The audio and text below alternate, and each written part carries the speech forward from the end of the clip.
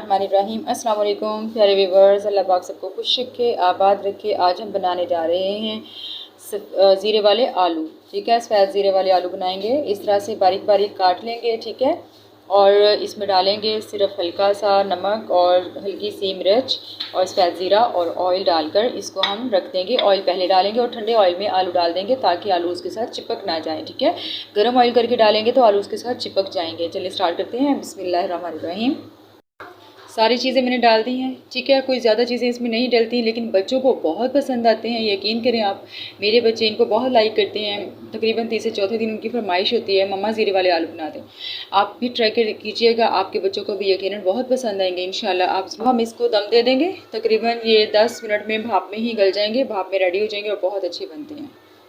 देखिए व्यूवर्स, इस तरह से आपने इनको रेडी कर लेना है। ठीक है, इस तरह माशाल्लाह 10 मिनट में रेडी हो जाते हैं और बहुत मज़े के बनते हैं। ज़रूर ट्राई कीजिएगा। ठीक है, लाइट सी इसमें मिर्च डालें, लाइट सा नमक डालना है, ज़्यादा आपने इसमें और कुछ नहीं डालना है।